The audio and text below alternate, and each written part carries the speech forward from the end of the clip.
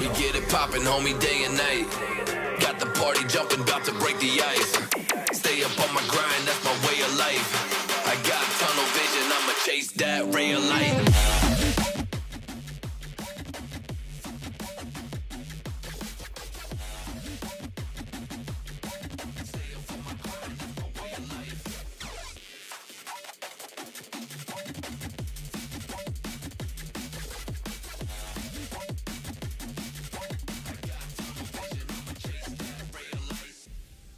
What is going on, everybody? You are back on Jake's Takes, of course, the podcast presented by Tunnel Vision Sports. I am back here with you after a week or two, long expected break.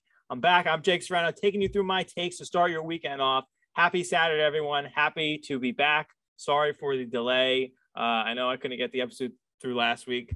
Been kind of busy getting stuff through, but we are persevering out here.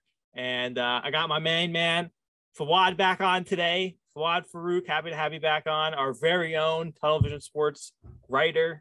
Welcome back, my friend. How you doing today? Doing fantastic, Jake. Thanks again for having me on. It's been a pleasure being on the last three shows. We're in for an exciting week coming up. NBA playoffs are underway. Huge first-round matchups going on. But next week is going to be like a holiday. We got the NFL draft on Thursday. And, the animosity heading into this year's draft, it's got me pumped and ecstatic. So I'm just incredibly excited, man. I am thoroughly excited for it. And there is a lot to talk about, whether it's in the NBA or the NFL or really almost every sport in general right about now, baseball too. Everything's starting to heat up. It's like that sweet time around spring and summer, man. It's coming. It's all coming for us. But let's roll right into our first topic of the day. Here we go. So we got draft prospects. Fawaad, who are your favorite draft prospects coming into this year? I'll start with your first one, and then I'll come back to me. Let me hear what your first one is. I mean, this draft is loaded on levels that I can't even explain. But if I had to go from my least favorite to my favorite, I think I got one from every position. So I'm going to start from my third favorite. I have three written down. I'm going to go with Garrett Wilson. Garrett Wilson's been a monster in college. Look at his 2021 season, 70 catches, 1,058 yards, 12 touchdowns. And, he has that quick first step ability, creating separation in the open field. His explosive play ability is just remarkable, and it's just what this league needs. And I know you're a Jets fan, so if you want to secure a good wide receiver, for me, he's the best wide receiver on the board. Garrett Wilson, extremely gifted talent. He's gonna have an elite career in the NFL. The question for him is, and the Jets is at 4, because it doesn't, obviously, I don't think a wide receiver is going to go off 1 through 3. And at 4, you're sitting in a prime spot where the top wide receiver, Wilson's going to be on that board.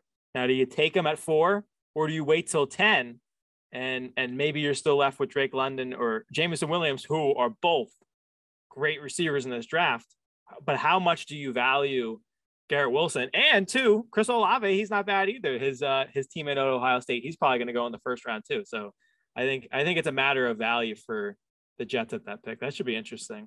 But my favorite player in this year's draft has to be Sauce Gardner, the cornerback from Cincinnati. And I'll tell you why. Not because there's some Jets implications, but because when I've watched this tape, and the kid did not give up a touchdown all last season. He is a what I think could be a one side of the field shuts it down, and he's your 10-year whatever corner for the next, or he's your franchise corner, right? He's got the height, he's got the leverage. There were some people comparing him to Antonio Cromartie, which made me have an emotional connection to this kid because Antonio Cromartie played for the Jets. So I think if you could get a corner, you could potentially, like they used to do in the old days with Darrelle Revis, shut down the half the field, take away the best team's weapon. That's go time.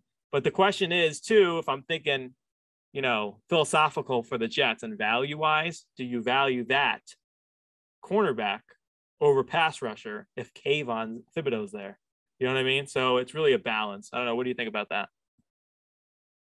Ahmad Gardner was my second player on my list, but when I look at Ahmad Gardner, for some reason, he sort of shows me that fiery edge. He has that fiery edge, has the ability to lock up any one of the great wide receivers in the league. You look at players like AJ Brown, Deebo Samuel. I feel like he's that type of guy that's going to cover those type of players, and he's not going to back down from the challenge. And you said he didn't have a touchdown all of last year. I have it written down that he hasn't allowed a touchdown since 2019. Oh, that's right. He's one of the elite shutdown corners, in my opinion. He's one of the best. He's the best corner in this year's draft. And when you look at it, there's just so much talent in this draft. It's just so unexpected. The surprises we can have next week at this point, it's so dramatic. This is just what makes this draft so unexpected, and I'm just oozing with anxiousness. Sound like you're salivating to see what happens. Yeah, I'm oozing with anxiousness to see what's gonna happen in this year's draft. The possibility of trades, teams trading up. It's going to be an exciting draft night next week. It's going to be crazy. Who do you got next on your list? Sauce was next on yours. Who's next after Sauce on your list? And when you have a name like Sauce, but you know what I mean? For me, number one prospect, I know Aiden Hutchinson is probably going to be the top projected overall pick in this year's draft. But for me, on paper, I'm going to say it's Trayvon Walker. This guy is an absolute freak of nature. And when I mean freak of nature, he does everything on the defensive side of the ball. Everything you need a defensive lineman to do, this guy does it at such a high level. He's a versatile pass rusher, clogs up the running lanes, and anything you need out of this guy on the defensive end, he gets it done. He was a part of a great program at Georgia that came away with a national title. And when I look at it, his stock in the draft has been rising immensely. And for me, when I look at it, he's going to be an instant impact player in this year's draft. And whoever picks him up, I'm telling you, I feel like Aiden Hutchinson is going to have an incredible career, but this guy, Trayvon Walker, he's a freak of nature. And when I mean freak of nature, he has an Aaron Donald type of ability to change the defensive flow of a game. And for me, he's the number one prospect in this year's draft. And when I look at it, I don't think the Jags have a clear number one overall pick. They should really be scratching their heads on who they should pick up. Should it be Aiden Hutchinson or should it be Trayvon Walker? For me, Trayvon Walker is one of the most elite talents in this year's draft on the defensive side of the ball. If he's there, if I'm that Jaguars front office, I definitely snag him at number one. That's my personal take on who I think. Trayvon Walker is the best prospect in this year's draft for me. There's like you said, there's been a lot of talk about him as of recent, coming from that Georgia defense, and his stock is rising, and I've seen it. And the question is, if I'm going to counter that to you of the Jaguars, they don't know. And I think if you're the Jaguars, you really don't know who you're going to pick, like you said. And I also think they could go offensive line. I don't take that out of question either. So it's really a matter of what's going to happen. And I don't think it's certain. I know, like you said, a lot of people think Hutchinson's going to go. For some reason, in my gut, I don't see it happening, even though that just seems like what it should be. You know how sometimes you put it down on paper? All right, I got, letter A for the test. That's the answer for sure. You check it over 5-10 times. Okay, everyone in the class thinks that's the answer. No, it's answer C. Like it could honestly be Iquanu from NC State. The big tackle who could probably play guard too. I don't know where this is going to go, but I also think too, Trayvon Walker has definitely a good potential to be number one as well. And if he doesn't go number one, does he go number two? Or does he fall out of the 5? Does he drop maybe to the Giants? I think there's a good potential on anywhere he could go in the top 10. His stock definitely did rise for sure. When you look at this draft, there's so much talent all around the board. And, I'm not knocking on anybody to say that the Jaguars can possibly take an offensive lineman. They definitely can. For me, Evan Neal is probably one of the best prospects in this year's draft after Trayvon Walker. He's one of the highest rated offensive linemen in the whole draft. And when you look at his type of talent, you know, Trevor Lawrence had a lot of protection issues on that offensive line. And whenever you can get an offensive lineman like Evan Neal protecting your quarterback, I'm telling you, you definitely take the chance. But, you know, for me, the animosity behind it is I just don't feel like the excitement behind taking an offensive lineman with the first pick. It just seems so bizarre to me. You know, I would rather have a skilled player. Only two times in the past 20 some odd years. Jake Long to the Dolphins, I think it was in 2009. And Eric Fisher to the Chiefs. What was it, 2014, 2013? In that same draft, Luke Jokel went second overall. And where'd he go? You know what I mean? Yeah. Like I said, you know, there's so many skilled positions in this year's draft. And when I look at it, there's just some type of talent that you just can't pass up. No matter if you're stacked on it, you add to it. That guy gives your team a whole nother dimension to succeed on a different level. But, you know, that this is just the excitement behind this year's draft. We got so many surprises in store. We got the possibility of so many trades going down. And, you know, it's just going to be a hectic and exciting I think, too, if you look at it, the perspective from having a young quarterback, and they have that in Jacksonville, do we want to secure him up front? And, you know, unlike Joe Burrow over there, who took his team, you could see what happens when your quarterback is protected. They could have won that Super Bowl. You know, we've debated this plenty of times. So I think it is too. Do we want to secure our quarterback for the future? They have been doing that. They brought in pieces to do it. Do they want to do that? Number one, they could trade back for all we know, but I think it's gonna be crazy. I know you just finished off your list, so I got 3 more guys on mine. I'm gonna go through them each way out. I'll end at a running back. Should be interesting for you. Drake London. You brought up Garrett Wilson. I'm bringing up Drake London. The man is 6'5" monster. I really think no matter where he goes from USC, he's going to be productive, and he's going to go out and blow out for your team. I really, for some reason, I could see him going to the Falcons, like trying to revamp that Julio Jones type thing they had a couple of years ago. But I see him as another top prospect, really one of my favorites, just because I just love his size and his ability to go up and get the ball. And you don't see that a lot, but guys he just reminds me of, I could see like a Julio Jones type thing going over to Atlanta. But Trevor Penning from North Iowa, I don't know if you know the tackle, but 6'7", 325. He can move. And what really caught me was when he did his Senior Bowl, he was throwing guys down. Like, I mean, you got guys from Ohio State and Kentucky and some of these bigger schools. My man is nailing these guys to the ground. And not only that, he had, I think, 9 of 12 games last year. They rated him a 90+ run block grade in those games. So not only can he do it in the run game, he's a bully in the pass game. And I think that sets him up for the type of attitude for the draft. And teams love that. Teams love that grit and that animosity that a player brings. And I definitely think he has that. And whatever team gets him, they're going to be getting a surefire, hard-nosed tackle in a couple of years. I think he's going to be something special. And like I said I was going to bring up a running back. This is a little bit of a biased thing because I'm a Notre Dame guy. But Kyren Williams from Notre Dame. I think he'll probably be a later round running back just because of his size. He's 5'9". I think he weighed in at like 194. But being a Notre Dame fan and watching him play the games, he is elusive and he has that game speed. You know what I mean? Like when you see him, like, wow, he's so fast on the football field. Now, when he runs his 40 and stuff like that, doesn't nearly compare. But he has that he just has that football mentality. He's so elusive. He's so East and West. I think the knock on him for me is his patience. And I think that's the gold of his draft profile. I really think of him as like a Le'Veon Bell.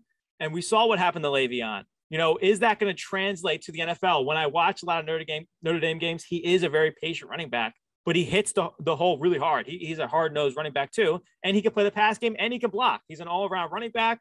I just wonder, how is his patience going into the hole and hitting it and getting around blocks and stuff like that, him waiting the few seconds to adjust to get through, how is that going to help him adapt to the NFL?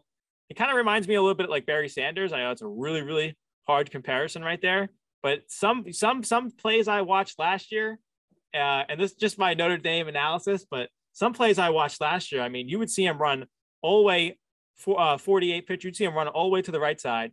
My man would be all the way on the other boundary, switch the side, and I can't remember who was against, but he ran all the way around to the left boundary and ran all the way up for the touchdown. I think it was like 60, 70 yards, whatever it was. So stuff like that just amazes me. But I don't know if you had any thoughts on those guys.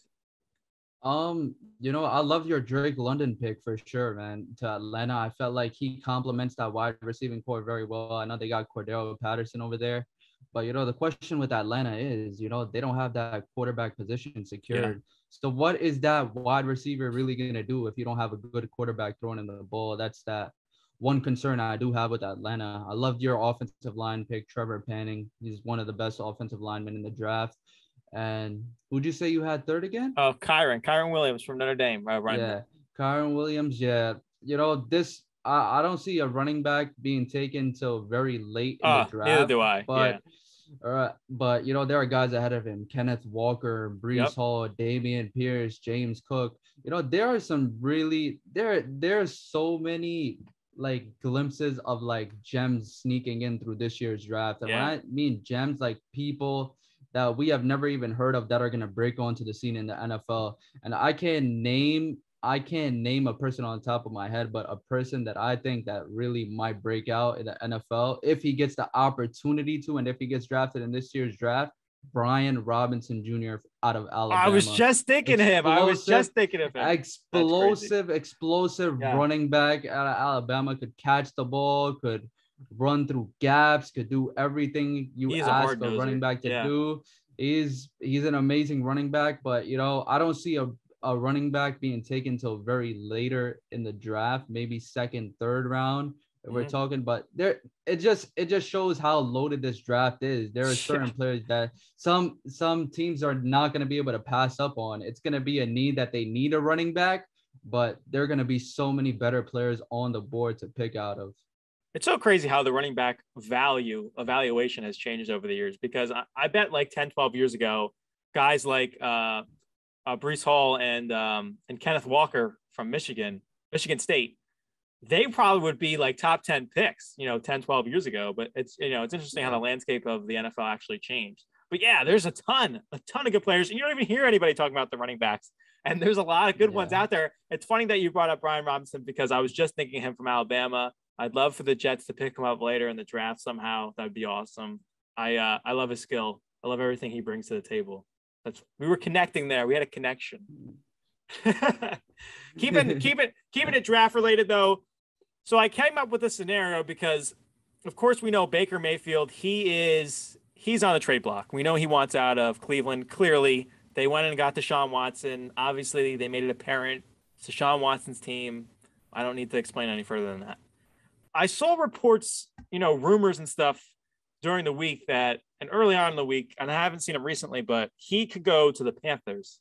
And Robbie Anderson came right out. I don't know if you saw that tweet, but he came right out and he said, no, I don't want him in Carolina. I just started laughing. I was like, okay, I still think he should go to Seattle. I really think that's a nice fit. And I think too, I really do think now, as of right now, the Panthers are going to take either Willis or Pickett at that 6th spot. I don't think they're going to move. They're going to take one of those guys unless someone comes up ahead of them. Like you had in that mock draft we did a couple weeks ago, you had the Falcons coming up again, Willis. Unless that happens, I think the Panthers are going to be the first team to take a quarterback in this draft. But yeah, so if he does, let's do a hypothetical. So if Baker Mayfield does go to the Panthers in some regard, who do they take at 6?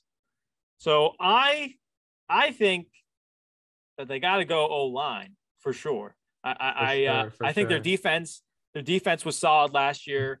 You still have some weapons on the outside. I don't know what if that were the scenario. I don't know how Robbie Anderson would be able to contain himself, but there's a good core there, and I think you have to shore up that offensive line. And if Charles Cross or Evan Neal's still there at 6, or whoever the Giants don't take, you take them. So I think it would be, if they had Baker, I think it's a surefire thing. You take an offensive lineman at 6. I don't see him going to Carolina, but there was a lot of rumors. I don't know if you had to have seen them this week. They were passing around. So, when I look at Carolina on paper, I think they're gonna go offensive lineman for sure. I think that, giving your running back Christian McCaffrey some gaping holes to go through and get your running game back on track, that's going to be a big key for this team. It's going to be a massive, massive key for this team. Evan Neal, Ike Ekwonu, and Charles Cross, those are three of the best offensive linemen in the whole draft. And when you look at it, if they even do get a quarterback, I'm going to be completely honest, I would rather draft Malik Willis than trade for Baker Mayfield. I feel like Willis has more of the upside compared to Baker Mayfield. Like, look at what Baker was able to do in Cleveland. I don't feel like he gravitates as much as he should towards his teammates. Odell, Jarvis. They teamed up with him in effort to quite possibly bring a championship to Cleveland, but that didn't work out too well for them. But if I was Carolina at number 6, you got to take offensive linemen and try to, get your quarterback position established in the later rounds if you guys can. But, if I was Matt Rule, I don't trade for Baker Mayfield whatsoever. I don't feel like that's a great fit for that team. You got to go offensive lineman. Me personally, if Evan Neal is there at number 6, that is the steal of the draft. I don't see that guy going past the first 3 picks. Evan Neal to Carolina, that is the best fit for that team. Yeah, I agree with you. I really don't think that is a good spot for him, especially because you have Sam Darnold there. And I don't understand, people are trying to give Sam Darnold some slack. Again, the same thing as in New York. I gave him a good send off when he left New York, and listen, I thought he deserved another chance. But you can't go through another year like last year and tell me he deserves one more chance. How many chances is the guy going to get? I've seen things too that they're bringing in Kenny Pickett, and how do they evaluate him over Willis? It's going to be one of those two guys at 6 for sure. It's just a matter of, do they want that ceiling that Malik brings to the table? Can you coach that up? Can Matt Rule save his job that way? Because I kind of feel like he's on the hot seat if he can't get a winning season soon. Or do you take Kenny Pickett? Is he ahead of Sam Darnold in senses where you think you could potentially win some games this year? Because they have, Fawad, I don't know if you agree with me, if they get a quarterback in there, they're a competent 500 above team, whether they make it to the playoffs or not. Absolutely. They're a competitive team because they have that defense to back them up. If Christian McCaffrey can stay healthy, if they fix that offensive line, they have the weapons to do it. It's right there in front of them. If they can just get a competent quarterback in there, I think they would be A-okay. I think they're better content, even if shy away from Baker Mayfield. Let's go away from Baker Mayfield. Right. Yeah. Get away from him. I would try to trade for Jimmy Garoppolo, if anything. Jimmy Garoppolo, I feel like fits the mold better than Baker Mayfield. He's more of a system player. He's been in systems where he's been successful in New England and San Francisco. If Matt Rule can implement him into a system in which he's had a good running game in San Francisco, we saw what Raheem Mostert was able to do a couple of years ago in the mix of getting them to the Super Bowl, eventually losing to the Chiefs. But if you pair McCaffrey with Jimmy Garoppolo, I feel like it could be a great duo. Yeah. Although Jimmy Garoppolo is an average quarterback, he might not be the long-term answer, but maybe to save Matt Rule's job, you could definitely, Jimmy Garoppolo gives you a chance at, being the head coach for a long-term future in Carolina. It's crazy how quarterback needy teams, and he's still on the market. He hasn't left San Francisco. Like a team like Seattle, I know they're in division, but another fit would work there. Like if you're Carolina though, and you get Jimmy G, do you end up drafting a quarterback anyway? Do you think they would still, not at 6? I think you take a better skill player at 6, whether it's offensive line or whoever. But do you think maybe in the second, or they don't have a second round pick, do they? No. Do you think later in the draft they end up taking a guy anyway? Or do you think they still take one at 6 to ride behind Jimmy G and disregard Darnold? But I think that's a possibility. The thing I'll say about that is it's just where the pieces will fall and where the cookie will crumble at the end of the day. If they're in it late in the mix to like get someone like Desmond Ritter, Matt Corral, any of those guys, I feel like it's a no-brainer. You have to take it. You have to take it. But it's just the way that draft board will unfold and how Yeah. all the dominoes will fall. There's going to be a lot of, as you said in the beginning, there's going to be a lot of moving parts. And So excited. oh gosh, Very I excited. don't know if I'm going to be able to hold it together. If the Jets do something wild, you won't be seeing me for a couple days. We'll see how that one goes. All right, so let's move on to our next segment. Here we go.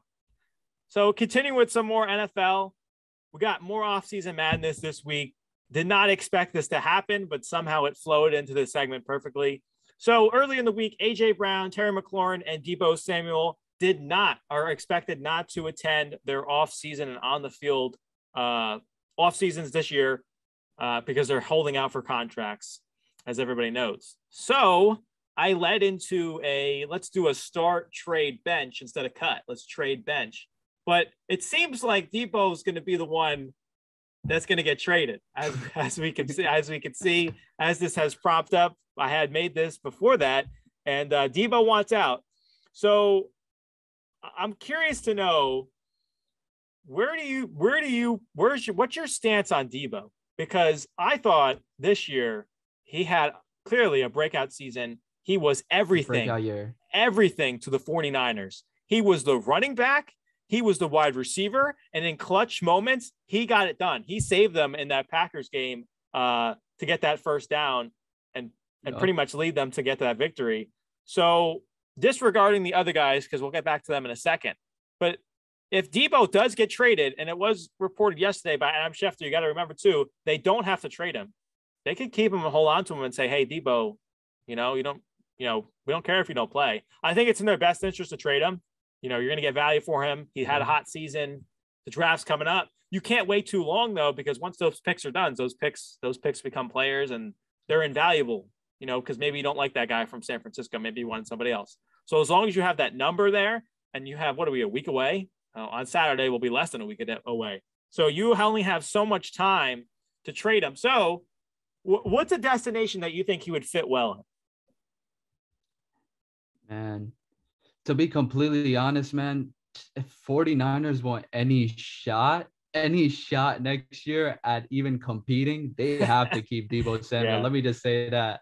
But with that being said, there are a lot of teams that are vying for a wide receiver. Out of the three, Deebo, Terry McLaurin, and A.J. Brown, Deebo for me is a clear-cut number one wide receiver. He was fifth in receiving yards this year. And you said it best. He's explosive in the running game and the passing game. He played both positions for the 49ers. He did it so well. And, that's what separates him from Terry and A.J. Brown. He was able to – he's basically a dual threat and gets it done in all facets of the game. But if I were to possibly trade him to a place, I would say Green Bay. Green Bay could use all the talent they need at that wide receiver position. I know you got Sammy Watkins this past week, but good addition. But at the end of the day, the drop in wide receiver production that Green Bay has suffered with the loss of Devontae Adams is massive. It's immeasurable how big of a loss this is for Green Bay. And if I'm Matt LaFleur, you have to try to make a move and try to acquire Deebo Samuel. He's going to ask for a lot of money, but, to ensure that your quarterback Aaron Rodgers has a good weapon in that passing game, Deebo Samuel fits that mold perfectly. And if I had to trade him or ask for one team that I think that should end up trading for him, it's the Green Bay Packers. I agree with you. I do think my first thought when I heard this on the radio, of course, I said the New York Jets. And then I took a step back and I said, let me think about this. Well, because, of course, I'm going to go right to the Jets. I know what they need. So I took a step back and I said, well, let me think about it. What would be a team that would really want to go in? And I thought about it too. And I saw something that said the Chiefs are probably not in it. I thought the Chiefs might be someone who could go in, but they don't have to. They probably should decide on fixing defense. They could probably get a wide receiver in the draft and be all right. So they don't really need to go out for him, but they could. I also thought the Packers would be a really, really good destination. The only issue, again, is do they want to trade him in conference? But if you look at the Dolphins trade, Tyreek Hill went in conference. So how much does that make a difference to teams? I think if you're the 49ers, you have that history against the Packers. So do you really want to give him to Aaron Rodgers? I could see that being the case. If he does go to the AFC, I really hope the Jets give up something for him. Anything. Go ahead, throw 10 at him or throw 2 second-rounders at him or whatever. But if the Packers get him and they get him with 1 first-round pick and whatever, and let's just say the Packers keep 28, the Packers could go in and get another receiver and boom, they're set. Let's say Burks falls to them or Jaheim Doxson or one of those guys, or they get Sky Moore. Doesn't matter because at the end of the day, when you have Randall Cobb, well, we were saying in the beginning, these guys are not clear-cut number ones. Okay, these are filler guys. So Sammy Watkins, who was a top 5 pick, however many years ago for the Bills, he's a productive receiver. He's got to stay healthy, but he could be a good 3 or 2. Then you got, I think Alan Lazard's still there. He needs to stay healthy, but he could be a good 3 or 2. Randall Cobb, again, a good assurance policy for Aaron Rodgers because they have that trust. Then you draft a guy like, let's just say they get Jaheim Doxson. Okay, another guy. And you pick up Deebo Samuel. I think the room is already revamped. You don't have to worry about that anymore. I think you would hit that pretty hard with Deebo. And like we said, he's so dynamic.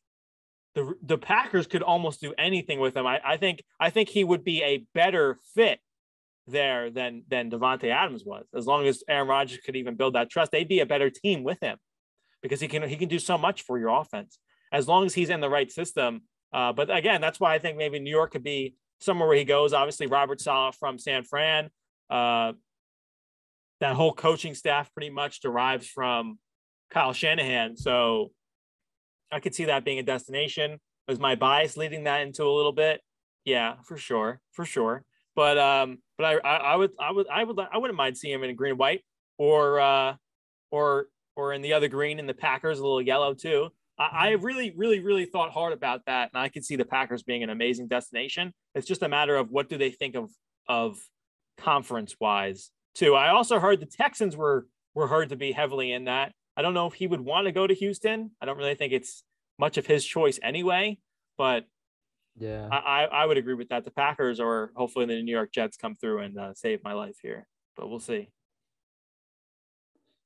But he has to also look at it in this perspective. Whatever is in the best interest for the 49ers too, they're going to trade him to a place in which they're going to get their best possible return. If he ends up going to the Texans, he's not going to be happy. He might be making a lot of money, but that production might not be translating on the field. His numbers might not be reflecting that, but he'll be making a lot of money. But that's just what it comes down to. Are you ready to sacrifice the money to win more? Or the other way around. That's it. That's just how the way it all unfolds. Exactly. So you just look right at Aaron Rodgers and you tell him that too. You say, hey, Aaron, you took the money. You took $150 million for 3 years.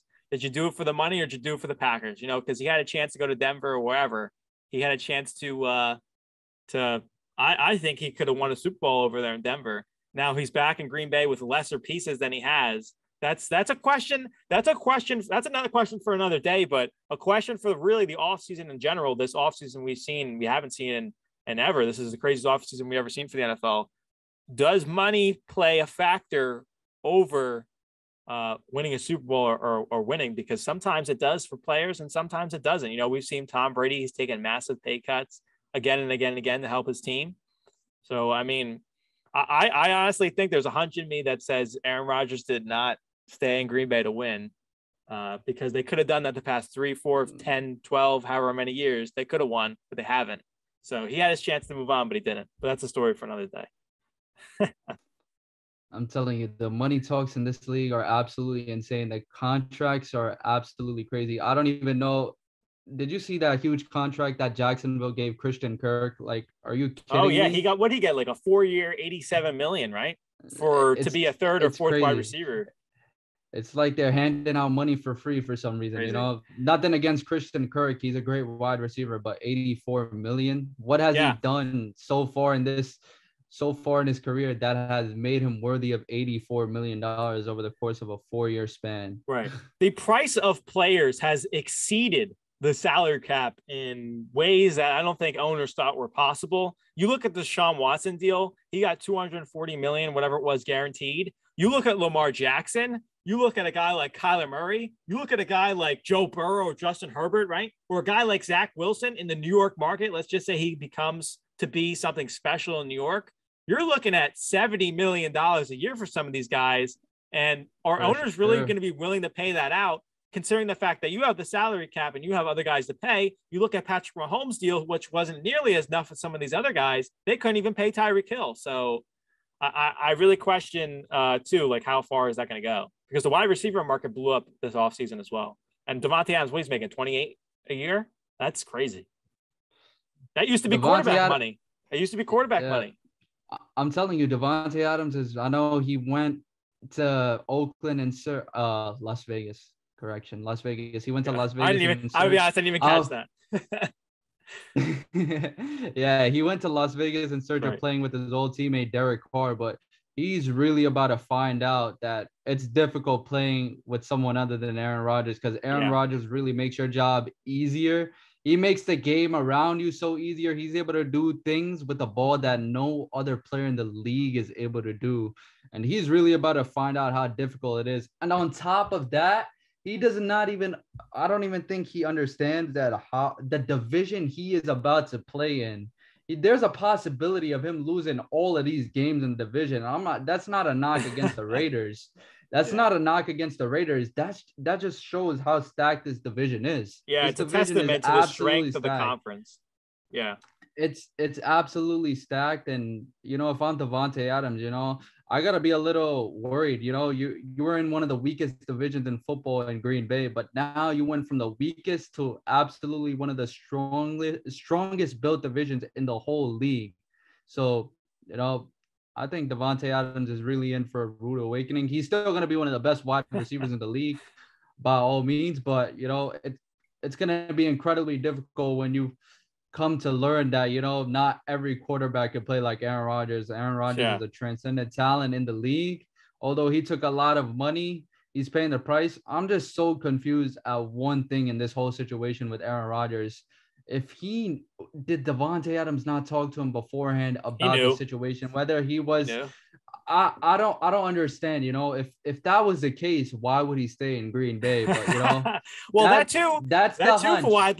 Like, does he stay in Green Bay because he doesn't want to go play over there in the AFC, especially before it got heavy in the AFC West? It was already heavy enough. If you add him in, it's brutal. Do you think that played in a factor? I really don't think it did, but he did know he was leaving.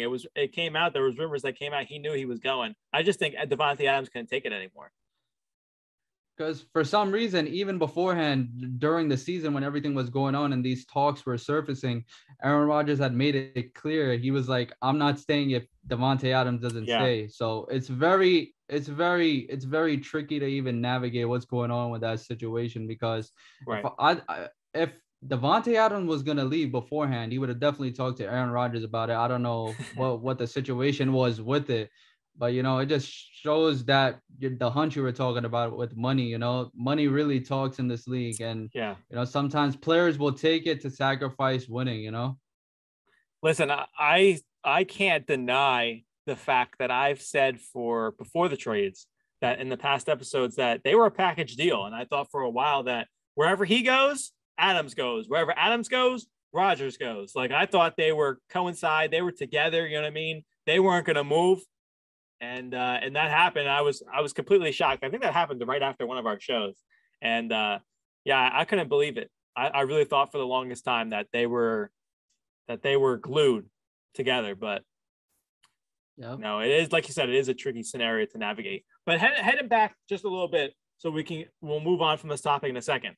But just taking AJ Brown and Terry McLaurin, out of those two, or out of the three, even though we know Deebo is going to be traded, what was your start, trade, and bench? I was just curious to know.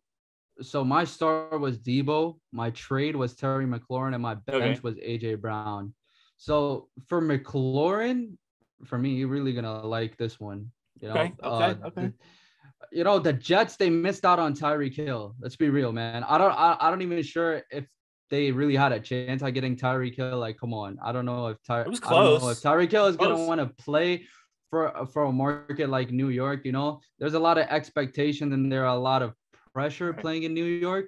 But if you look at Terry McLaurin, he's been one of the best wide receivers in the league. And when you look at it, what I noticed about all three of these wide receivers is that they've been playing underneath average or maybe a little under average quarterbacks in their career. You look at Deebo with Jimmy, you look at McLaurin, he's had like 3-4 different quarterbacks in his tenure with Washington, and AJ Brown with Ryan Tannehill. You know, those are, for me, those guys are average quarterbacks. But you know, if Zach Wilson develops the way he needs to and becomes in that top echelon of players and quarterback play in the league, I feel like he can complement Terry McLaurin very well, and that could be a great weapon alongside Corey Davis and like Denzel Mims. So if I was a Jets front office, you know, I'd definitely make a run at Terry McLaurin. I feel like that would be a great fit for Terry McLaurin. And as for AJ Brown, this guy has incredible potential to be a great wide receiver in the league. I feel like he's been in the league for 3 years. I think 2 years he's had above 1,000 yards receiving. You know, this is gonna be an interesting take for me. But if benching him is definitely an option for me because, you know, I traded Terry McLaurin. But if I were to trade AJ Brown to a team, I would trade him to Arizona, and here's why. They lost Christian Kirk. Okay. That's your second wide receiver.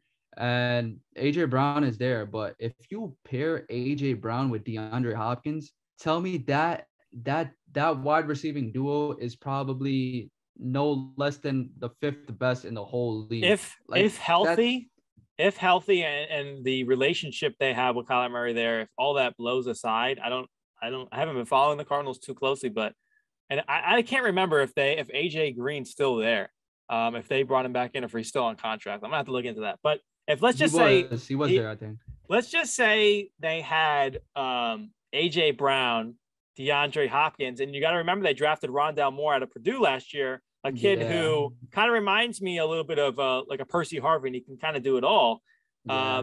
That's formidable. That's definitely something I wouldn't want to mess with. And the Cardinals were close last year, and they've been close almost every year for the past 2 years. I think they'll be close again. It's just a matter of, can they come over the hump? Obviously, they fell. Their cards fell against them against the Rams in the wild card. Obviously, we know what the Rams went on to do, but yeah. I'm curious to see what exactly is going to happen in Arizona the rest of the offseason, how relationships build over there. But yeah, I would be curious to see if they're in any trade talks for a wide receiver, because anything to help Kyler Murray to get you over the hump is it's go time, because his contract's coming up. DeAndre Hopkins making a lot of money. You can't pay everybody forever, you know? So we'll have to see. That could be interesting. That too, you'd have to pay AJ Brown though. You'd have to pay him. Yep, you got to pay him. You know, and these top-tier wide receivers. Then it would become the decision, though. You'd have to pay A.J. Brown. You're paying Hopkins. Let's just say, I mean, I don't know what Moore is going to do, but you would probably have to pay him at some point. He didn't have, like... If anything... But you'd have to pay Kyler. Yeah, I mean, you know, to impress Kyler, you know, definitely bringing in A.J. Brown or trading for him, that should definitely give him some type of, like, leverage that, you know, like, is accommodating him in the best way possible to succeed. But you know, when I look at like a team like Arizona, you know, for some reason, you know, they started off as one of the best teams in the league. I think they were undefeated at like 9-0 until the Packers 9-0 until the Packers took them down on like a Thursday night football game. But for some reason, when I look at that team on paper, for some reason, it's just so odd to me because they just lack that killer instinct. Like for some reason, when I look at them, I just don't fear them as I would like compared to a team like Tampa Bay or Buffalo or Kansas City. You know, they added JJ Watt on that defense, but like, you know, long term, you know, when I just look at their team, the complexion of their team, it's just not something that I fear. Like they have Kyler Murray. He's a great quarterback, but you know, I just don't fear them as a team. Yeah. I feel like they don't have that and I feel like they don't have that connection in Arizona. There's definitely something missing there. On the defense, they were kind of on and off last year. They lost Chandler Jones. He went to I was gonna say Oakland too, but he went to Las Vegas. But yeah, on the back end, they got to shore that up on the defense in Arizona. They need to shore up their corners. But I don't know. They're gonna have to, if they were to get him, they would have a lot of pieces to pay for. And I wonder too if Cliff Kingsbury is on a rope. You know, how far along are they with him? Can they tolerate him any longer? I really want to know if I were to sit down and if I were to ask 3 questions and be able to get real answers from the team and sit down in the front office, I would ask, how is the relationship between you guys and Kyler Murray? What's the tenure like with Cliff Kingsbury and the Cardinals? And what's like one main piece you would add to get this team over the hump? Because it seems like before he got injured, now I got to think back, 2020 or whatever it was, when he had a shoulder, they were going to go to the playoffs. Okay. And this past season didn't surprise me. And you're right too. They're not a team that screams anything. You know, they're just a good team. You know, you got Kyler who runs around, does his thing and makes magic for you. But if you don't have that organizational connection, like, I don't know. I think you're right on that. I think you're hitting the spot on that. They're definitely going to be a team to watch this offseason and this season too. This is going to be a huge week for the upcoming week for them. You know, if they could definitely like do something and make get another wide receiver to complement DeAndre Hopkins. I don't feel like it's a need of theirs, but you know, to secure your quarterback of the future in Kyler Murray, if you could definitely get someone to complement DeAndre Hopkins, you know, I would definitely take a shot at it, and Kingsbury should definitely take a shot at trying to secure his quarterback for the future. I think injuries have been their Achilles heel the past couple of years. But sure. I was going to say too, out of those guys, real quick, I'll just be quick because I want to move on. But I think out of those guys, I would start AJ Brown because I was going to I have a scenario for Deebo to be traded. I would sit Terry, and I think if you start AJ Brown, you have that physicality of the wide receiver because he's big. He can block too. He can't do nearly as much in the running game and end arounds and stuff like that as the other guys, but he's a big physical receiver, and he has that game speed like the other 2 guys have. So I would just make it more interesting. I would start him. And if I were to trade Deebo just at a random, how do you think he would look in a Dallas uniform? You know, Dallas fans are probably begging for it, getting a guy like Deebo on their squad. You know, you lost Amari Cooper, you have CeeDee Lamb. You know, if you look at it on paper, you know, it's screaming, let's do it. Yeah, right? You know, we gotta go out and get Deebo. And I think I saw a tweet earlier, like last couple of days as well, where they were saying that Deebo wants to go to Dallas. I'm not sure if he had liked, that's where I came with the scenario. He liked the post, he had liked the post, and that's where I came up with that. The post. I feel like the players just like to stir up the pot at the same time and create these types of narratives and, you know, play with the media's mind, play with the fans' minds. But, you know, if I'm a Dallas fan, you know, I definitely, you know, keep my head up and say, you know, if there's a possibility, we definitely take a shot at it if you're Jerry Jones. Could you imagine an offense with CeeDee Lamb? They got rid of Amari Cooper, but Gallup and Samuel. And you have why am I forgetting? Oh, Schultz, Dak Prescott. The offensive line's got to be built a little bit up, and you still got Zeke. Imagine going all in on that, and the defense definitely got better last year. If Dallas can somehow not have a Dallas type playoff game, like you know what I mean. Yeah, that's a team that would be a contender for the Super Bowl. But they're always coughing up something. They're always choking on something over there in Dallas. And like last year, I called it. I said they're not going to beat the 49ers. Sure enough, they didn't. Dallas finds a way to be top 5 and whatever they're top 5 in the offense, or if it's defense, they were pretty good last year. I don't know if they were top 5, but top 5 in offense they were last year and the year before and years prior because they're just that good. In the regular season, they just doesn't translate. And that too, they're in that division. They're in that division of the NFC least. It's like how much does that really play into the Dallas factor, but they have such a strong, if that were to happen, they have such a strong roster. They're still the weakest team out of the 4 division leaders to go into the playoffs, only because of the division they come out from. If they can finally win a playoff game, then I could definitely see them start building that Dallas type mojo and getting forward. But yeah, that could be interesting.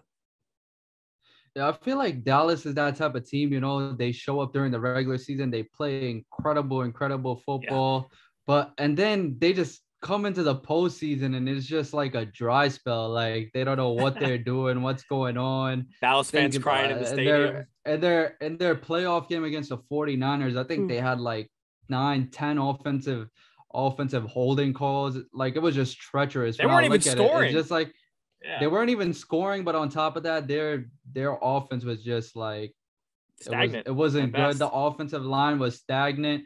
They weren't playing well. But, the problem with Dallas has never been their play in the regular season. They're in a poorest division, the NFC least. And, you look at it on paper, it's always been about Dallas's playoff woes and how, are they going to be able to overcome them? Are they going to be able to, make that big splash in the playoffs and win a playoff game, But, if you get Deebo Samuel, you got a good shot at doing it. But it's like similar to what I said about Arizona.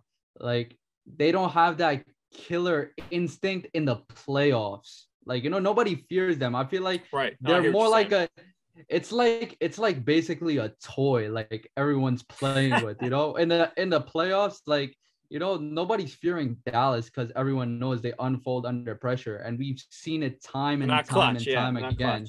They're not that team that anyone fears in the playoffs. They have that pressure with them. That's why, being America's team, I mean, we saw what happened last year. Remember they ran up to go spike the ball and then the ref got in the way and game over. Yeah. It's always some type of animosity when you think about Dallas, something's unfolding, some type of drama, and they just get caught up in it. But, we'll see how it all unfolds. Crazy stuff going on in the NFL. We're going to take a break from the NFL and we're going to move on to our next segment. Here we go.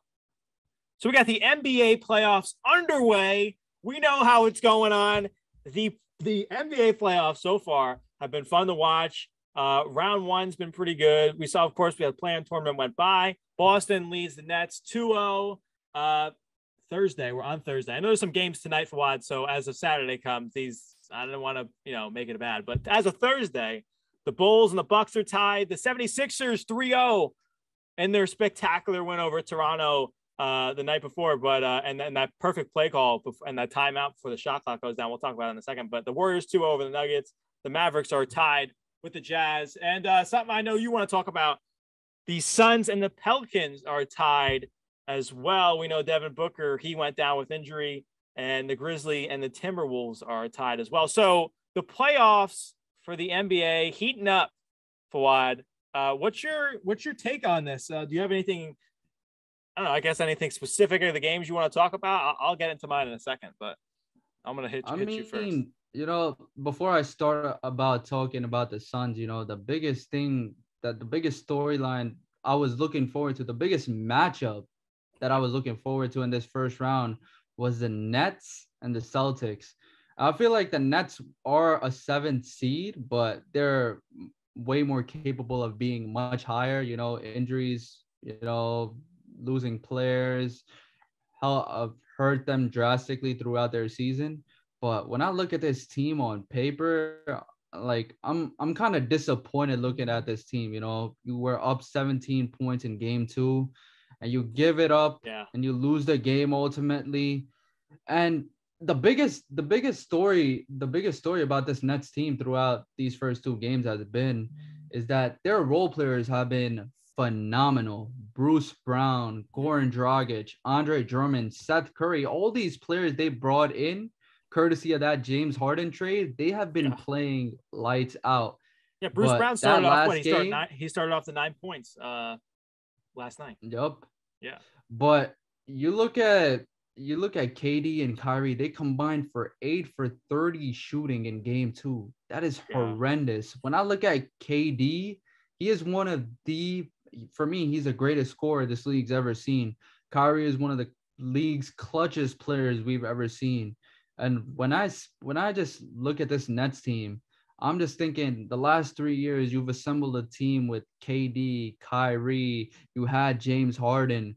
You trade away James Harden, and there's so much buzz that this Nets team is going to be the favorite to win it all. They're going to be favorite to win it all. They acquire these pieces. They trade away James Harden. They get Seth Curry. They get Andre Drummond. They have young players like Bruce Brown, Nicholas Claxton. And we haven't seen Ben Simmons on the court yet. We haven't seen this team at its fullest potential. There are a lot of reports surfacing that Ben Simmons is going to be back for game 4. I don't know how this. They need him for that. I live in Brooklyn. I want to see how this season, this series unfolds in Brooklyn. Game 3 is going to be a massive one. It's going to be full of excitement. But if the Nets are able to come away with a victory in game 3, I feel like they're going to have the Celtics reeling a lot. But if the Nets go down 0-3, looking at their playoff run last year that lost to Milwaukee in game 7, I was a little disappointed, having home field advantage and, losing in a game 7. Like, come on, KD. He had a lights out game. I think he had like almost 50 points in that closing game last year. I remember that. But when you look at this Nets team, they were built to win titles, and to lose in the first round. I know in the last episode, we were talking about the Lakers underachieving. We talk about this Nets team. I know they face adversity all year long with injuries and all these different narratives and storylines, Kyrie missing time, the Harden saga. But when I look at this Nets team, if they lose in the first round, this is going to be utter disappointment. This is going to be, for me, I thought this Nets team could definitely win at least one championship. When you look at KD and Kyrie, those are two of the clutchest players in the league and one of the most transcendent talents we have in this league. And, for them, if they fall short in this year's playoffs and ultimately lose in the first round, this season is a disaster for them. And I don't know where they're going to go from there. I think when you look at teams like the Lakers and like Brooklyn and those markets, right, everything is heightened. Obviously, because it's such a big market. And when we look at this Brooklyn team, we've talked a lot about them throughout the show this season.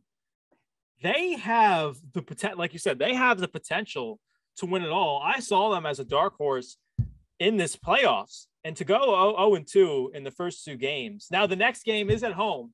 I don't know how much that's really going to help them. I hope it does. I hope they get maybe a little bit of home field advantage there, and the crowd gets into it. But they need to step up. Kyrie and KD, this could be it. What happens after this season, like we saw this year, you never know what's going to happen. James Harden found his way out. Had James Harden still been here in Brooklyn, what could this team look like? The 3 of them would have been on the court together. And going in the play-in tournament, being the 7 seed, there's a lot of questions surrounding right now. I really think game 3 is super important. And if I haven't seen that, if they were to get Ben Simmons back, I would definitely like to see them win this series and see how much more they could win with him, because that defense would just explode.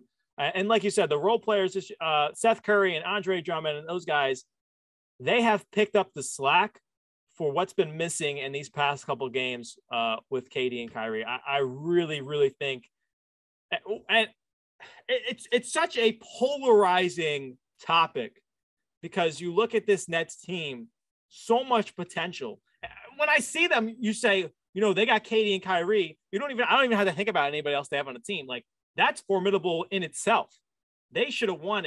They should have won the game yesterday. They should have won Wednesday night. They had that in the bag. They couldn't close it out. It's really going to be interesting to see how much further they can get with this. If they lose this series, like you said, this season, you're right. It's going to be an absolute debacle and disaster. They cannot afford to lose this series in the first round. You're absolutely right.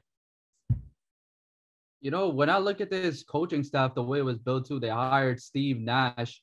I was watching First Take earlier this week, and I heard Okay. Stephen A say, I don't care what Steve Nash does. I don't want to talk to Steve Nash. I want to see KD and Kyrie show up. Because Yeah. for me, this is basketball is a player's game, and the NBA is a player's game. This is a player's league, and the players are the ones that make the team what they are.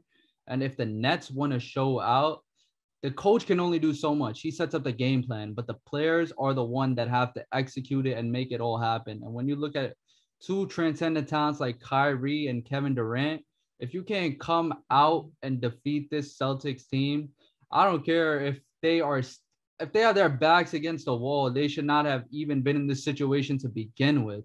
They have the talent on paper. I feel like this team, if the Nets have KD and Kyrie playing the way they have, the way that we know that they're capable of playing in the playoffs, this series could be done in 5 or 6 games max if these guys are playing at their highest potential. But when I look at this team on paper, I just have a lot of question marks and concerns heading into this third game of the series. They don't have Ben Simmons yet, and when you do get Ben Simmons, how is that chemistry gonna look on the court? Right. Ben Simmons, I felt like all along that he fits the mold of the Nets very well, but how long will that chemistry look like to take an effect? How will this? Yeah, because he hasn't played. Listen, he hasn't played with this team. Yeah, exactly. He hasn't played. I hear you. We don't know what this Nets team is gonna look. We know on paper. You look at Ben Simmons, Kyrie Irving, and Kevin Durant. Those are 3 all-stars in their own. Let me ask you a question. Those are 3 of the best players in the league. Do you think, truly, like, let's just say you're running the Nets right now? Okay, it's game 4. All right, the Nets. Let's just say the Nets drop game 3. All right, and you have the chance to bring in Ben Simmons in 4. Okay, mathematically, you're not out. Okay. Do you bring in Simmons, or do you think it costs the team at a certain price because he just hasn't played in a while? Do you think that that kind of chemistry, you think that would ruin their chances, or you think it would help them? I would like to be the positive guy and say it would help because he's got the skills to do it. But I hear you. Like, I wonder not playing basketball in so long, in so many months, how that could hurt the team. Let me just say one thing. First off, this game 3 outcome is going to have a huge impact on whether Ben Simmons plays in game 4, believe it or not. Because I don't feel like the Nets, if the Nets drop game 3, there is no point of starting Ben Simmons in game 4.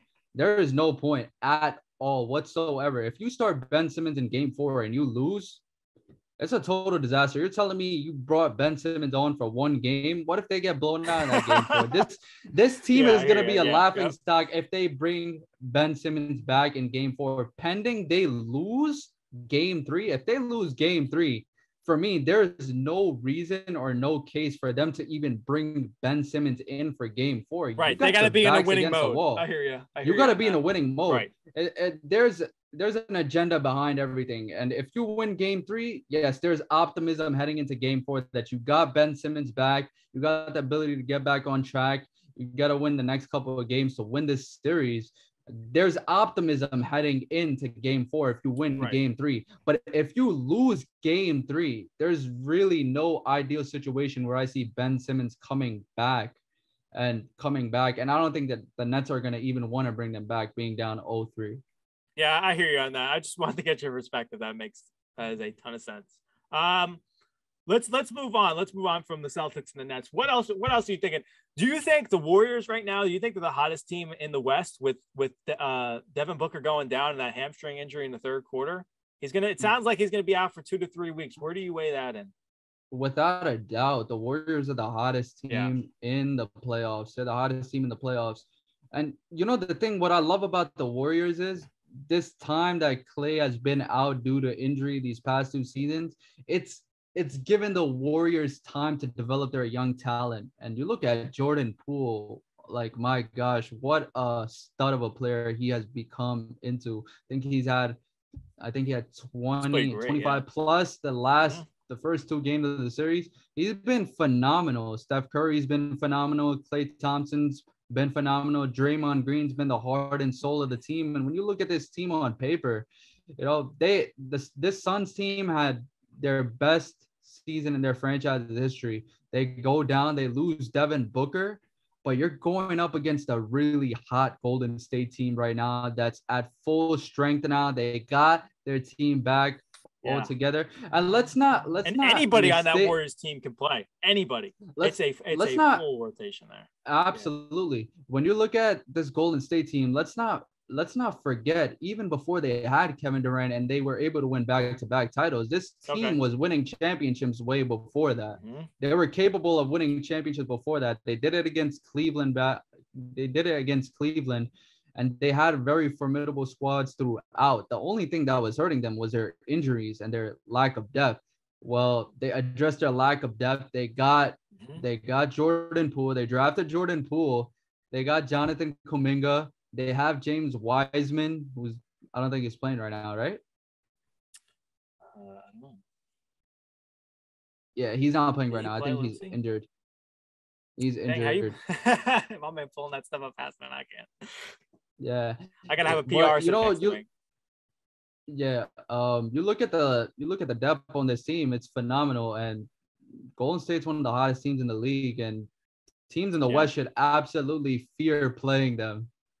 I want to go back earlier into the Suns year when Devin Booker was out. I think he was out for 5 or 6 games. So that totally went across my mind for a minute. They lost to Golden State in that stretch. So Golden State being at full force, I think they would be the Suns, even though they've had such an amazing season. That West is absolutely amazing. I think the Warriors are going to come full force at him. Granted, he's only going to be out for 2 to 3 weeks. It just would be like, I don't know, if they had a game 7, he would, or 6 or whatever, he'd be back in it. I'm pretty sure that would be 2 to 3 weeks from now. If I'm doing that right. I'm a TV major, so math's not my suit there.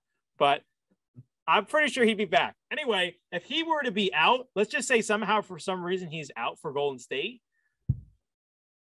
That's brutal, and I would not bet against they're done. They're done. For me, they're done. Absolutely.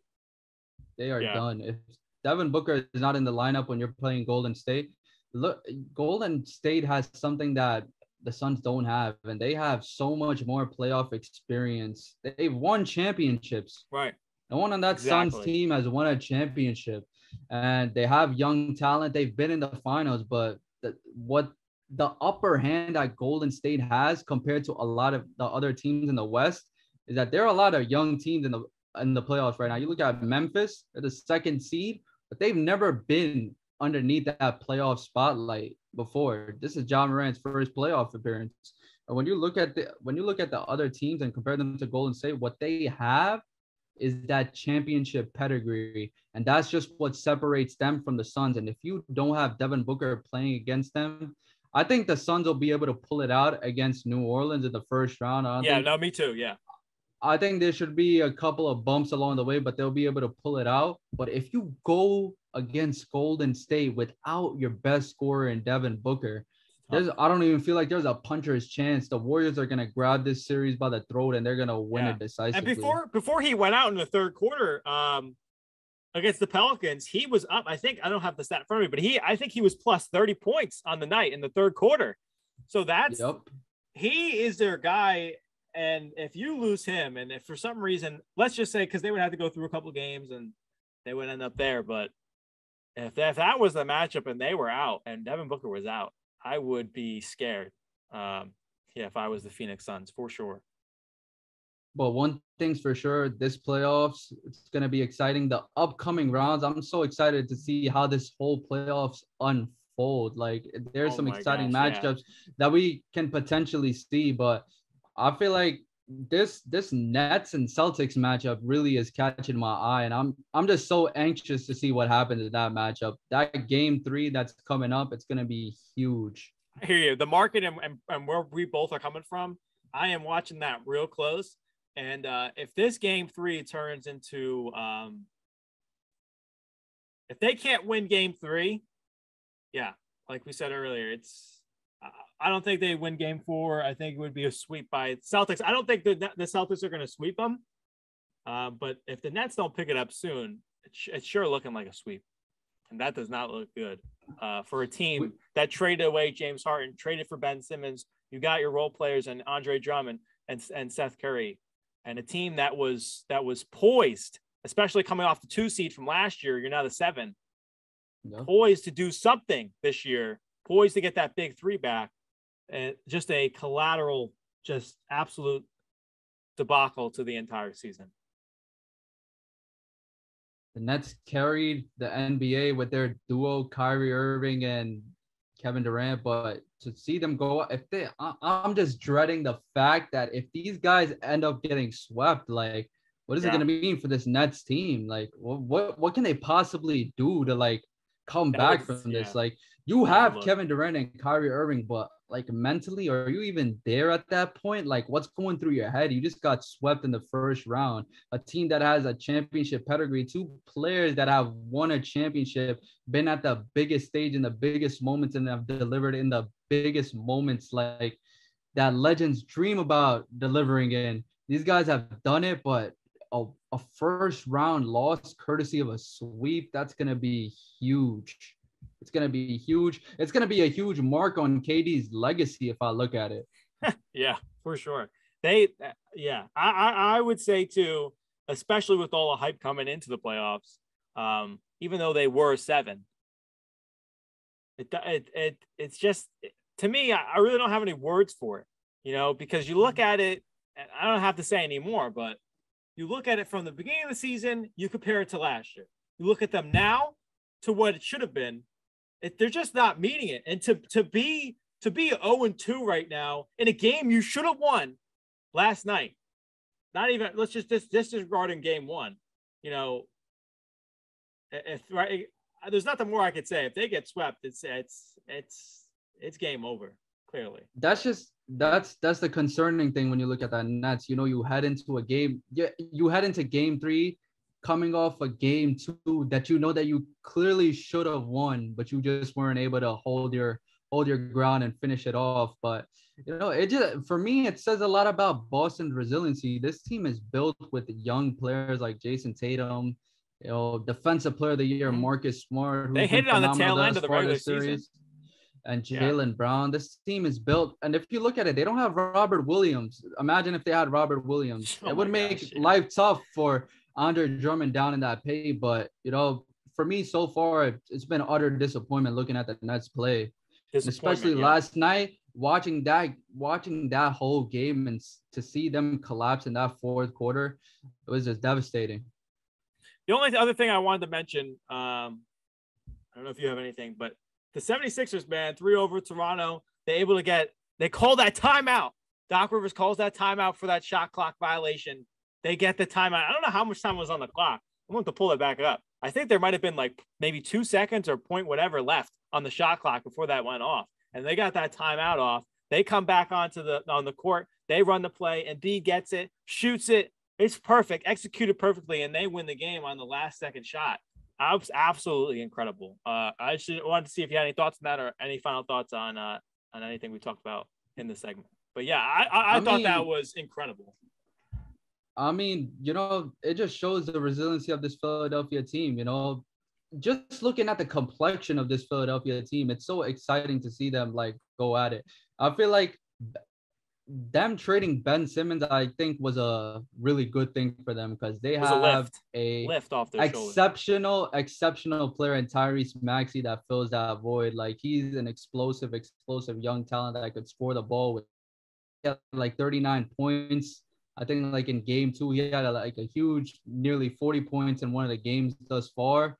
And James Harden, I know James Harden is not that same type of player we are accustomed to seeing in his Houston days, but he's fitting the mold well. He's playing well, but the story has to be Joel Embiid, man. Like, my gosh, like he's really telling everyone, he's worthy of that MVP title, with Jokic. He's had it a season. He's really, if the voting is going on right now, he's really trying to alter these guys' mind and say, I'm the MVP of the league. Acknowledge me as the MVP of the league. But, this Philadelphia team is incredibly exciting to watch. But sort of a surprise from Toronto's side as well, because I expected them to win at least one of the first 3 games. They weren't able to do that, but now they're on the cusp of being swept. I think they'll win next game, but ultimately it'll end in Philadelphia. But you know, I didn't expect Toronto to go down 0-3. But from Philly's perspective, you know, this should give them a lot of momentum heading into the next round if they're able to complete the sweep. And, you know, it should, like, startle some teams and strike some fear in some of their upcoming opponents who they could possibly play in the next round. Absolutely. The coming up games, or the games too, we'll be seeing are things. This is going to be absolutely incredible. The rest of the NBA playoffs and how it plays out is going to be amazing. And we're going to see Philly, we're going to see it, man. Because Philly is going to play the winner of Miami and Atlanta. And if Miami and Philly series, I feel like that has the potential to be a Eastern Conference Finals matchup. If, you know, my Eastern Conference Final matchup was personally, I think, Miami and Brooklyn. Those are probably the 2 best teams. I felt like, even though seeding wise, Brooklyn's the 7th seed, I felt like on paper that Brooklyn had the best team. But now looking at this team, you know, Miami and Philly is going to be one hell of a series if it goes down in round 2. It's going to be a very, very special series. And that's going to be probably one of the more exciting series that we have in this playoffs. Absolutely. I want to I just want to remind people too that to catch our debates too, remember we just made a new Instagram, Jake's Takes TVS on Instagram. Go check that out. I think that was pretty good. We'll move on to our next segment. Here we go. We are back into the sports verse. Once again, another fun question, another topic. I know me and you were debating this throughout the week because I kept answering you on Instagram, but I don't even have, like, my list right now is kind of spotted.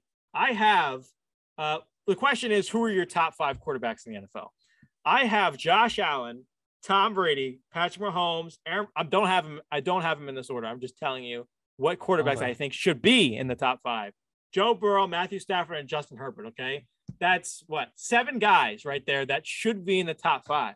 If I have to narrow this down, I think you put Josh Allen from when he did this past year at number 1. Tom Brady's your 2.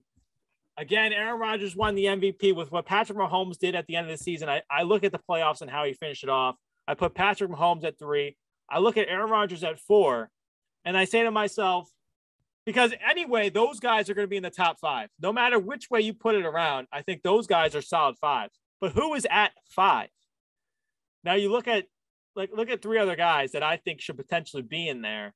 Joe Burrow, Matthew Stafford, and Justin Herbert. And I think we had this conversation earlier in the week. You had Matthew Stafford at 5. I think there was some poll we were talking about, and there Matthew Stafford you had at 5. This is so tough for me because you look at a guy like Joe Burrow, who had an amazing comeback season, Matthew Stafford, who probably had the best season of his career, obviously winning the Super Bowl, and a young, hungry, talented quarterback in Justin Herbert. Really, I thought long and hard about this. It's hard to put past Matthew Stafford, considering the fact that he had such an amazing season. He got traded, and I know I bantered to you about this, but really thinking about it long and hard, you know, I really got to give you the win on that because I could not have the other guys overcome that, considering the fact that he went to a new team. He started out fresh, had to get chemistry with these guys. Cooper Kupp had the best season of his life.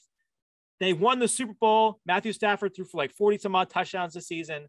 So I'm going to tell you right now that my order is Josh Allen 1, Tom Brady 2, Mahomes 3, Rodgers 4, and Stafford 5. What's your order? All right, my order is very similar to yours, but I have Josh Allen in there, but he is not my number 1. My number 1 is obviously Tom Brady. You know, I'm not the history of Tom Brady. It's just like speaking on it. It's like the man's unbelievable. 7 rings just says it all. 43 touchdowns last year. You re-signed Chris Godwin. You have Mike Evans. You have a good offensive line. He had, I think, what is he, like 45 years, almost about to be 45 years old. Yeah, just came out of retirement, that man. He had, the guy has a passion and love for the game that, like, I know anyone who fears Tom Brady knows that him coming back is just, it's good for the league, but as a Denver fan, someone who's went up against Tom Brady in his New England days so many times, Yeah. the man is relentless. The man just loves the game so much. He's the greatest of all time. 7 rings says it all. I have him at number 1. Number 2 and number 3, I have Patrick Mahomes at number 2. I have Josh Allen at number 3.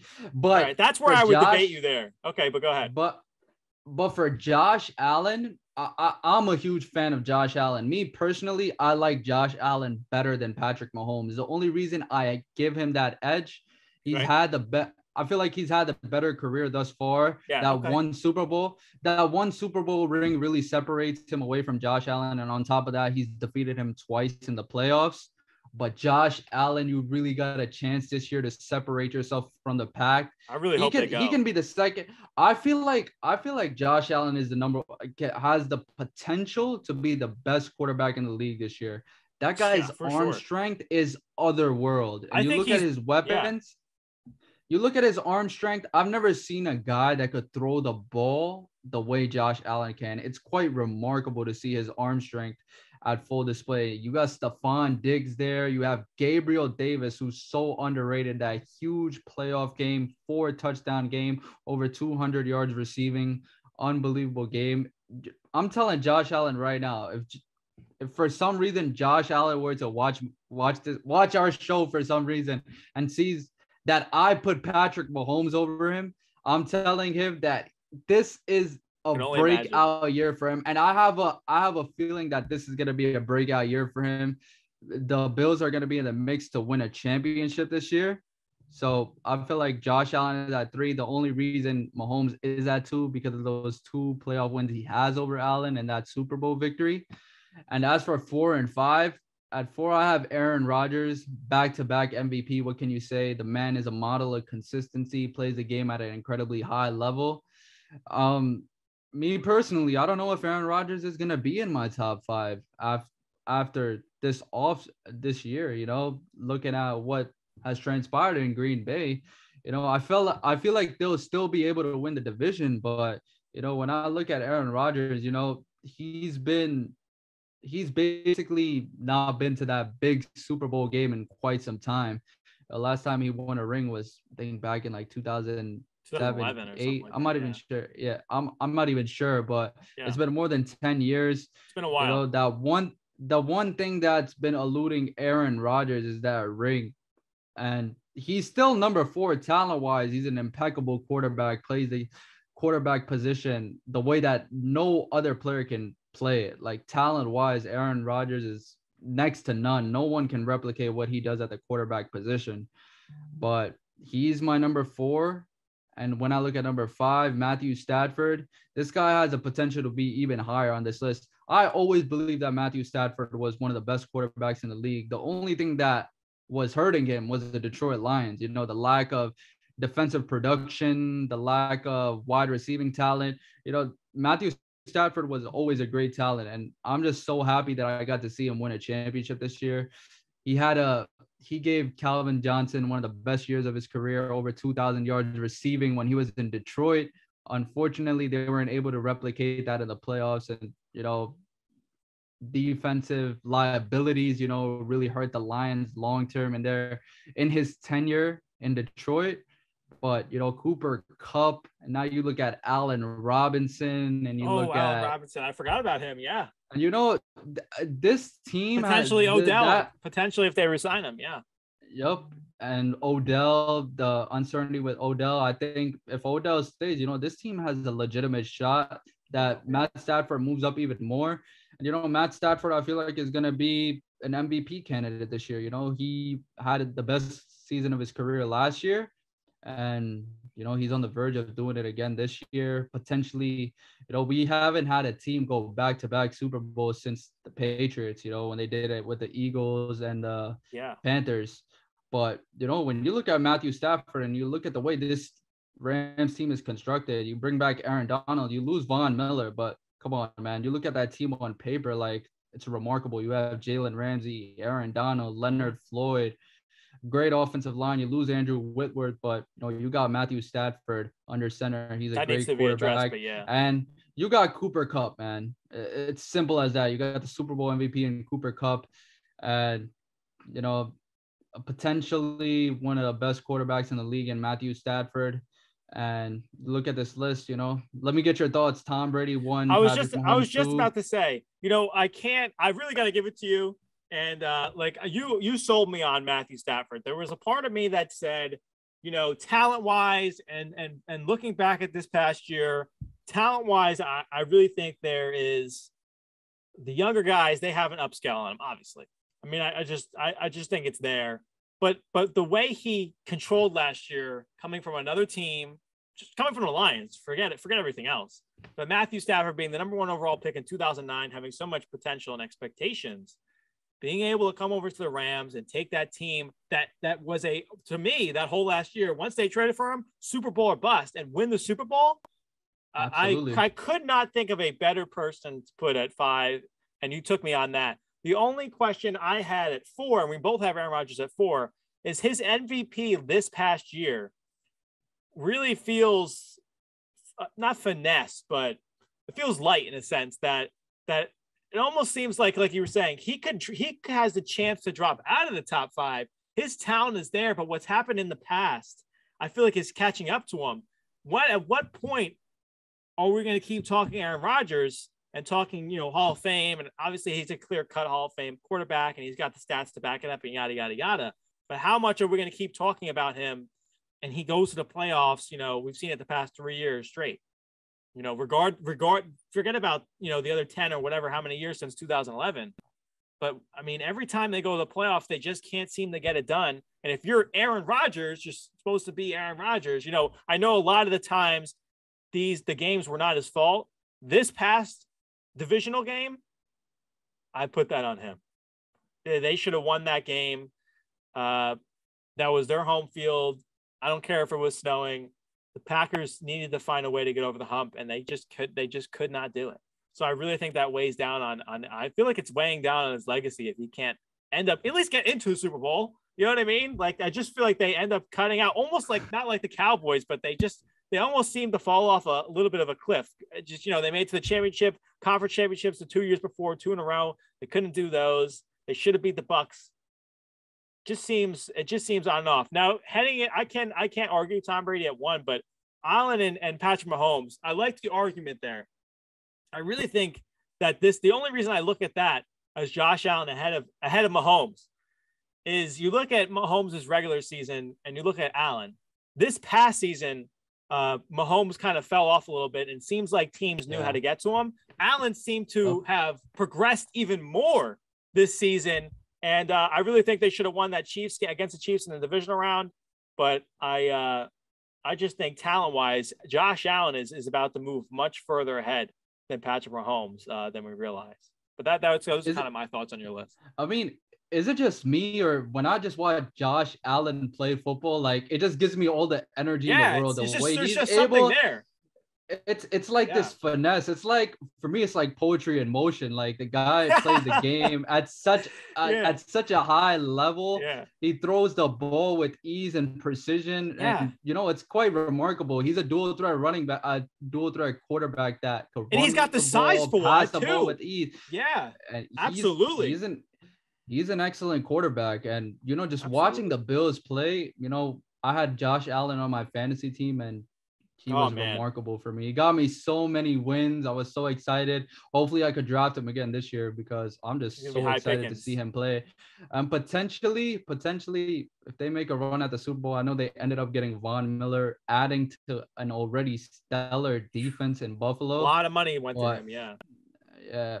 I'm excited to see some Bills football, even though I'm a Broncos fan. But, you know, let's tell it as it is. You know, the Bills were a coin flip away from winning that playoff game against the Chiefs, and I just love that they changed up that playoff for overtime ruling as well.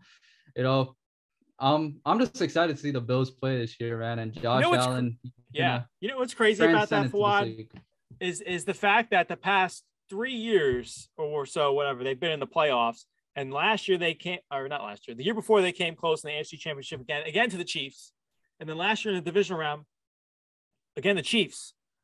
I think that's going to be their pivotal hump. And I can understand the argument against him with Patrick Mahomes, but he was this close this year. And I really think that's how close they are to really competing to the Super Bowl. There's just some minor thing they got to get over. The defense, hopefully that does not fall. They had a great defense during the regular season. Obviously, that Chiefs-Bills game was a different animal, but I really think Josh Allen is about to have some Superman-type season this year, and we're all going to be blown away. Yeah, I feel like the thing with the Josh Allen against the Chiefs is it's sort of like a kryptonite thing now. You already lost to them twice in the playoffs. Yeah. But if the Chiefs don't make it as far as they should in the playoffs, we don't know what the status with the Chiefs is. I don't think they're like a lock to make that. I don't forget about the playoffs for 1 second. We're not even sure if they're a lock to win the division this year. Yeah. And they're definitely not a lock to make it to the AFC Championship game. But if I see the Bills playing anyone other than the Chiefs, there's no team that strikes fear in them. I feel like they're the team that's feared the most in that AFC.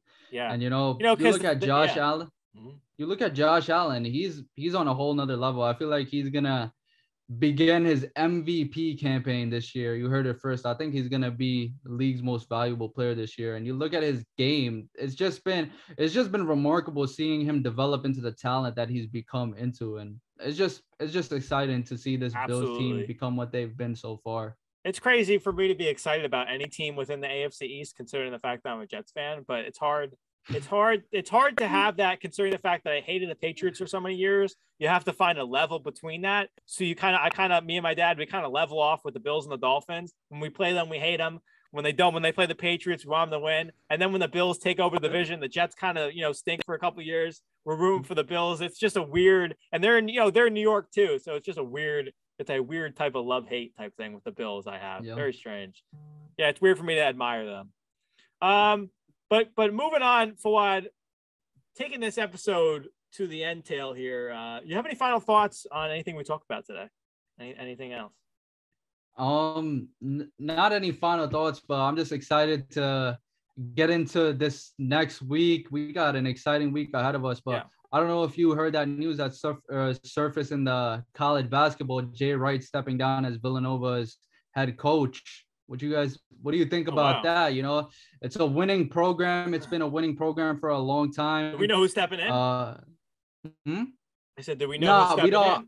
I haven't heard who's stepping in yet, but he's one of the best coaches in college basketball. We saw Coach Krzyzewski step down this year. Coach Krzyzewski, Coach K was stepped down this year. Now we have Jay Wright step down. Roy Williams stepped down last year. A lot of college coaches are starting to hang it up. What do you think about that? There's so much history behind Villanova basketball and the way they play. And when I think of Villanova and you just think of the V, right? That there's a type of play that comes out to them. And this past season, was just they had a remarkable season too, be able to pick that up and get it all the way back into the finals and the Final Four. Just a remarkable career overall. I gotta be honest, I did not hear that. So you're kind of surprising me a little bit here. So you hit me on the spot, but I didn't hear that. So that's really a kudos to him on a absolutely remarkable career. But you look at the coaches that are the coaches that are starting to step down. It's becoming a new type of what's the word for it? I guess like revolution in the and NCAA basketball. Like it's starting to become something different, but just an absolutely outstanding career. And when the fact that when I think of Villanova basketball, and I think when you talk to anybody, even if you don't even know basketball, I would really honestly think that when you hear Villanova, you think of the team in the playoffs, in the Final Four, in the finals. Absolutely. That's what came to mind so many years ago for me when I came in to start learning sports journalism and stuff like that. When you hear Villanova and you just see the branding, that's really honestly just having that just is a testament to what he's been able to do over there in Villanova for sure. Absolutely. Yeah. I don't know if I have a final thought for this episode. Well, the draft is next week. Obviously we know. We'll have a show. I'll have a show out, but that won't come out till after the draft. What I will say is now, I'll say it right now. The New York Jets, listen up, New York, because I'm not waiting anymore. The New York Jets better take Kayvon Thibodeau or Sauce Gardner at 4. Okay, and I want a wide receiver at 10. That's what Jake Serrano wants right here on Jake's Takes. My hottest take, it's probably not even that hot, but the stove's hot right now, and I'm on fire. They better take a defensive player, and if somehow they get Deebo Samuel and they save their top 10 pick, right? They save 10 and 4. You go defense twice. I don't care who you get, but you go defense twice. They need to shore up that defense on the back end. It would be great if they could add another pass rusher because they got Carl Lawson and some of the other guys coming back. But hear me out, New York Jets. Take Kayvon or Sauce, man. When you got a name like Sauce, like it's hard to pass him up. Man, I always wanted the Jets to take a wide receiver, considering, like I said, I'm gonna say it over and over again, with the depth that's in this year's draft. There's so much animosity with what could possibly happen with the Jets. Me personally, I don't think it's the best I don't think it's the best option to take a wide receiver. I think they should take a wide receiver. What are you talking about in the first round? London, in the first round. You don't think they should take one? Is that what you said? I think they should. They should. Oh, I thought you were saying you shouldn't. I was about to say, what are you talking they about? should. Yeah, okay, got it. I was saying Garrett Wilson fits the mold incredibly well for them. But do you think they should take it at before we end the show, real quick? Do you think they should take it at 4? Or you think they should take one at 10? I think it depends how they fall, right? It depends how the cookie crumbles. Like I said, right. if they can get Kayvon Thibodeau, I know his stock has been dropping like immensely past couple of weeks. I want to mention that too before we go off. Yeah, keep going. I want to mention that after you're done. Yeah. But on top of that, I said that Trayvon Walker is the best prospect in this year's draft. How would you feel if the Jets were able to draft Trayvon Walker at the 4th slot? Fawad, I don't see him. Right. I don't see him by any means dropping at 4. Right. But if he somehow, some way falls to the number 4 position in the draft, that would be remarkable. The talks out of New York, and I keep seeing from Jets beat reporters, and I try to follow it really closely because they're my team, but I saw something that came out that said if Ike Ekwonu is there, the tackle and the guard from NC State, he's remarkable too. If Kayvon Thibodeau is there, they're taking one of those 2 guys. Now let's just say because there's a chance that neither of them are there. There's a chance that both of those guys get selected. There's 3 teams ahead of them, so obviously 2 guys, 3, do the math. They wouldn't be there if selected. If Trayvon Walker falls there, you have Trayvon Walker, Quinnen Williams, Jonathan Franklin-Myers, and Carl Lawson, and a coach in Robert Saleh that I think Trayvon Walker is just hitting his stride. I think there's more to be from Trayvon Walker. Like you look at some of these guys coming out of the draft, like Kayvon and Aiden Hutchinson, guys who have progressed, guys who are polished or more polished than him. And from last year, maybe Kayvon more than Aiden Hutchinson, because Hutchinson built his case more this year. But you look at how they went from last year to this year and kept building their stock. I mean, there's a lot to be had at Trayvon Walker, and whoever gets him is getting a special talent for sure on the defensive end. Absolutely. But, don't rule out the fact that, Trayvon Walker could be the number 1 overall pick in this year's draft. I think that Aiden Hutchinson will definitely be the number 1 overall pick. But if Jacksonville is having those last second thoughts, I feel like they are picking Trayvon Walker will not be a bad decision for this Jacksonville team. Right. It'll be the right decision because I honestly think it's either Hutchinson or for some reason I really, really do think they take Ekwonu. And I don't know why. But just like you're saying, like Walker or Hutchinson, for some reason something's nagging at me that they're not 100% on that position either. Or on the draft. I think Ekwonu is a great prospect as well, but I think I have Evan Neal ahead of him. I think Evan Neal is the clear-cut best offensive tackle in the draft. If you can get an offensive talent like Evan Neal on your offensive line to protect your quarterback, your defensive linemen are gonna have a tough day against him. And looking at Trevor Lawrence, he needs all the protection in the world. Right. That's your franchise quarterback. You need everything to protect him. And that's just the beauty of this year's draft. All the surprises that are in store for us. There's a lot of depth in this year's draft too. Yeah, it's so much depth, and I'm just, like I said, man, I'm just so excited to watch it all unfold. And there's a lot of excitement heading into this NFL draft. Yeah. The one last thing I wanted to mention too, because I know you mentioned Kayvon falling. I actually got on a call last week. I told you before we went on the show with Mel Kiper, and I asked him that question. I said, do you see a scenario that Kayvon falls further than 5 or further than the top 5, out of the top 10, or even to the bottom of the top 10? And what he said to me was, there's a lot of I have it written down, but there's a lot of commotion about his draft profile. There's a chance that he could go past 4 and go all the way to the bottom of the top 10. And he said there's a potential chance he could be going as low as 12.